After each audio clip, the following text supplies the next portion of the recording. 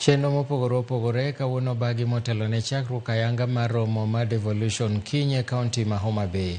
Tuke kaka piem mag yiedhi, ajwa e kind mamoko ibago e dho wath ma Paya, kendo watudore achiel gachiel gi jafwambo mar Ali Abich mondo miwa mathoth matimore kawuono kod kaka chenro kiny opangi. Ali Abich, ka intiere Homa Bay, kinyalo winja, inyalo nyisowa ni to chenro obagi machal nade motelo ne chak ayanga mar romo mar Devolution.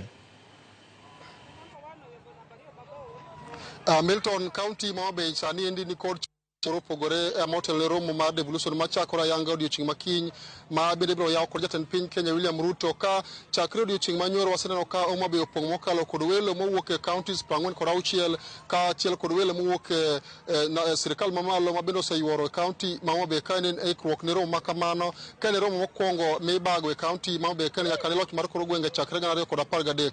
Milton gi sani endi wan achiel kachiel dho wath Mapaya ka endi mana kaka ne sewacho chenro mopogore ma bende otenore kod thoro mar wach ma ibiro twage romo ma biro dhi nyime no endo ka chenro mopogore ka moting'o pir mag yiedhi e tugo mag amen ka achiel kod go ajwa ne osebedo ka dhi nyime e dho wath ka endi ka ikruok dhi nyime bende ne romo makamano odiochieng' makiny. Milton, romo mar loch mar kor gwenge ma higa ni endi ibiro bagi e alap tuke ma skund yawuoyi ma Homa Bay kendo jatend piny Kenya William Ruto odiochieng' makiny biro yawo ayanga romo makamano ka chieng' tich ang'wen juma ni endi ogai mar ODM Raila Odinga biro bedo wendo modhial ka biro golo twak mare kar kod okenge ma loch mar kor gwenge osegoyo nyaka ne chaki kaachiel kod gigo eko monego bed ni sirikal mamalo kaachiel kod sirikande ma kaunti keto e tim maneno ni jogo eko mowuok e kauntis mopogore oyudo ber kaluwore kod loch mar kor gwenge.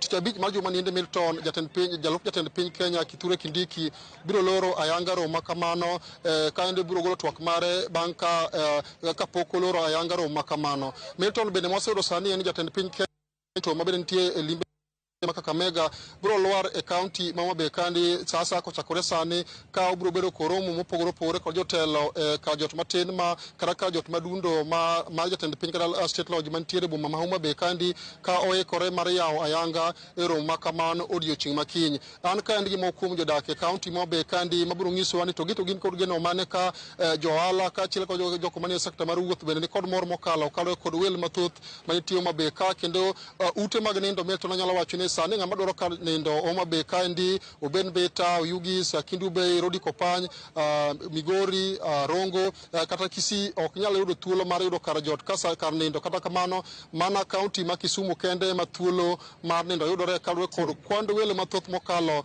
ma oyuoro e romo mar loch mar kor gwenge ma chako ayanga e lap tuke mar Homa Bay skul odiochieng' makiny kaka en achiel kuom jopiny e kaunti ma Homa Bay kende kendo johala romo ma kawuono romo ma chakore ayanga odiochieng' makiny kendo ma chenro osebedo ka dhi nyime chakre odiochieng' manyoro. Geno mari en ang'o kaluwore kod romo mokel mar loch mar kor gwenge Homa Bay kandi? Chenro ma timore Homa Bay nyinge iluongo ni Caroline Akong'o. Chenro madhi mbele Homa Bay chakre nyoro wan kaka johala wawinjo maber nikech jolimbe biro e Homa Bay ka kendo chenro mar ohala dhi maber kendo dhi sak.